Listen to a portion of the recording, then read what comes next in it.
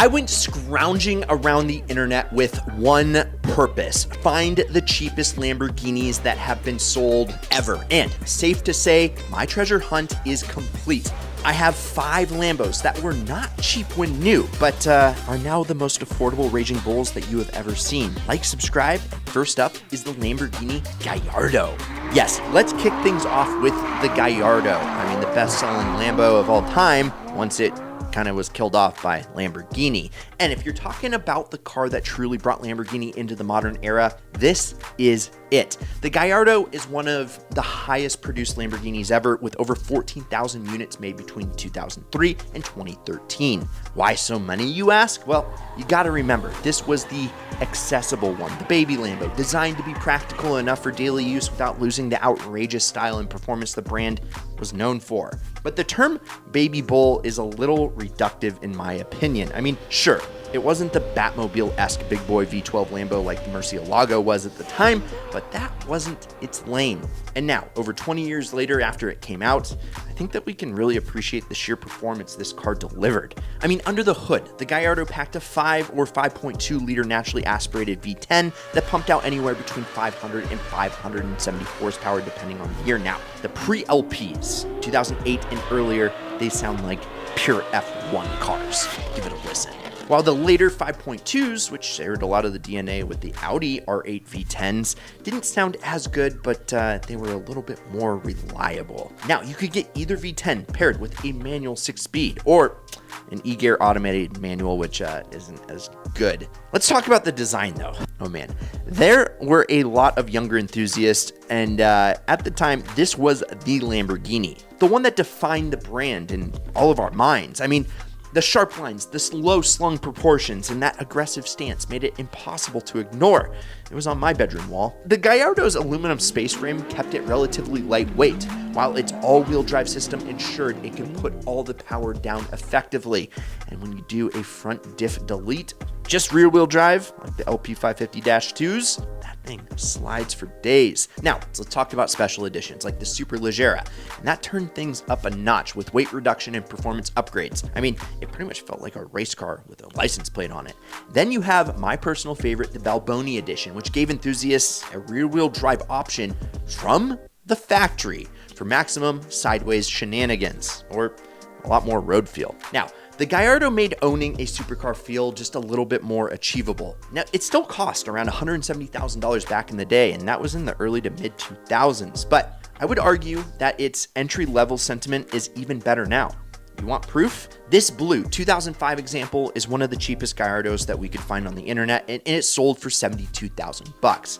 Yeah, it's got 61,000 miles, which is kind of a lot for an exotic, but the rest of the car, it's got a clean Carfax, all the service records, a good bill of health. You just want to get a PPI if you're going to buy that thing. And here's the other cheapest one I could find. This black 2003 Gallardo has around 63,000 miles and sold in the UK for the equivalent of $54,000 USD. Now, given the exchange rate, that makes this thing extra cheap, but this one is in good condition and it has the 6-speed manual.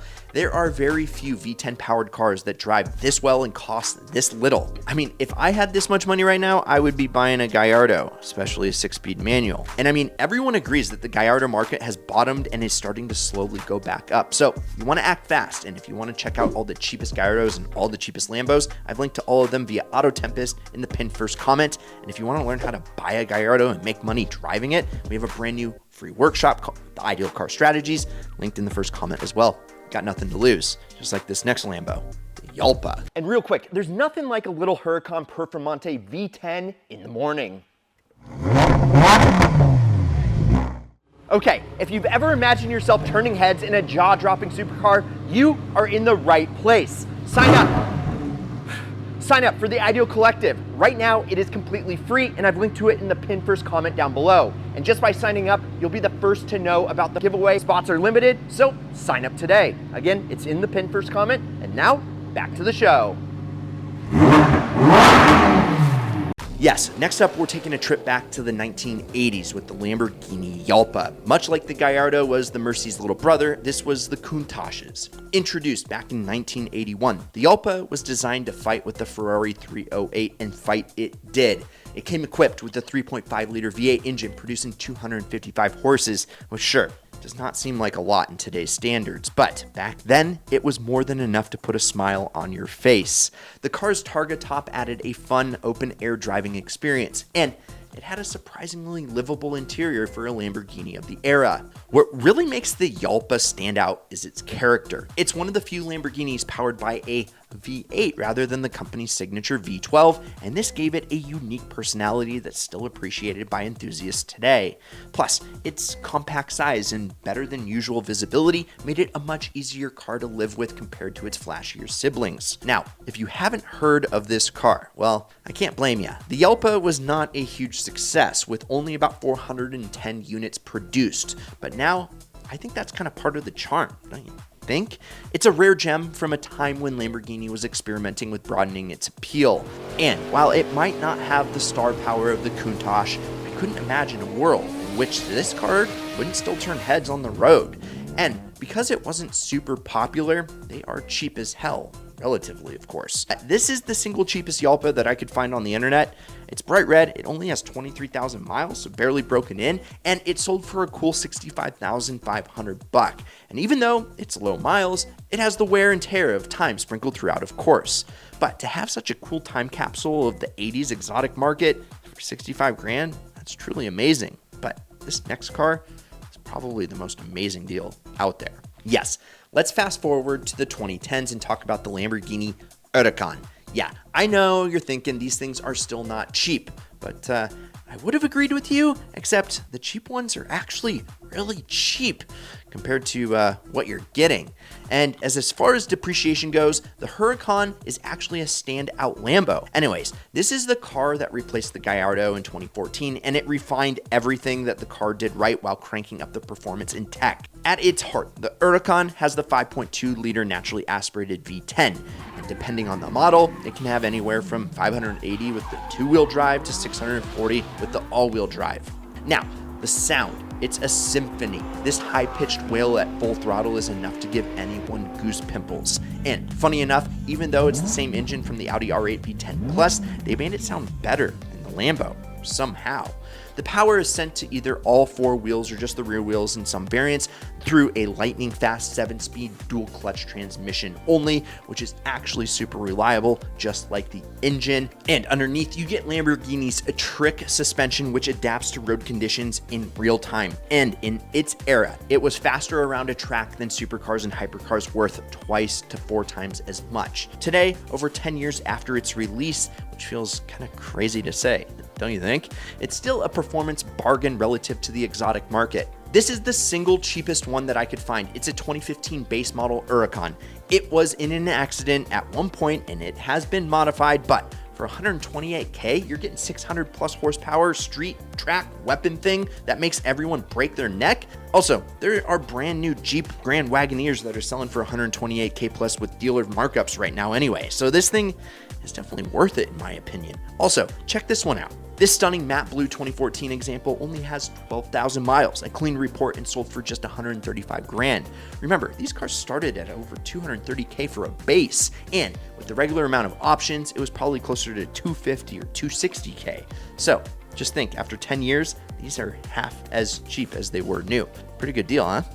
Okay, now we're going old school once again with the Urus, which is actually the cheapest Lamborghini on the market currently. This is one of those that often flies under the radar, but it's a fascinating piece of the brand's history nonetheless. Introduced way back in 1972, the Urus was the entry-level Lamborghini that was destined to answer the Ferrari Dino and Porsche 911. And the Urus came with a range of V8 engines, starting with the 2.5-liter and later expanding to 3 liters. Those are itty-bitty. Power output ranged from 220 to 250 horses, which for the time was quite competitive. It was also one of the first Lamborghinis to feature a 2+2 seating arrangement, making it actually somewhat practical if you consider squeezing into those rear seats practical, which I have a 911. I don't at all. Even better though, it was designed by the legendary Marcello Gandini, the guy who designed the Mira and eventually the Countach. The Huracán had a sleek, wedge-shaped profile that's too 1970s if that's possible, and due to the era that it was a part of, it was one of the first Lamborghinis to focus on emission compliance. So, as a result, the Huracán wasn't a runway success, and only about 520 units were produced. But that rarity adds to its appeal today. It's a vintage Lamborghini that offers a glimpse into a different era for the brand, a time when they were willing to take risks and try new things. And now they are the single most affordable thing that Lamborghini has ever built, save for maybe one of those old tractors or something, right? Those might sell for more money, actually. Anyways, here's the cheapest one on the internet, a Mega Brown 1974 Huracán P250S that sold for 54 grand. And it only has like 30,000 miles as well. This could be the perfect alternative if you were thinking of comparables like the Ferrari 308 GT4, which is also kind of ugly but drives really well. I don't know about you, but I think it's a little bit more unique and therefore cooler looking. What do you think? Okay, next we have the Lamborghini Urus. Now, yes, it's an SUV, and yes, it's basically an Audi Q8 underneath, and yes, it's the best-selling Lamborghini of all time, but hey, it is a Lamborghini product, so I gotta respect it. Introduced back in 2018, the Urus was admittedly a game changer for the brand. It combined the performance and design Lamborghini is known for with the practicality of an SUV, a combination that proved to be a massive hit. Yes, so much so that it is the single highest production Lambo of all time with almost 25,000 units produced to date. It's like 10,000 more than the Gallardo did in its 10-year run. I mean, they sold over 6,000 of these things in 2023 alone. And at a starting price of well over $200,000, that's a lot of cheddar that the company has made on this thing.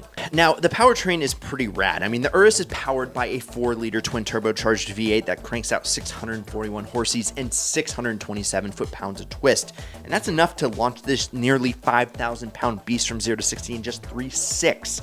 With a top speed of over 190, it's one of the fastest SUVs on the planet.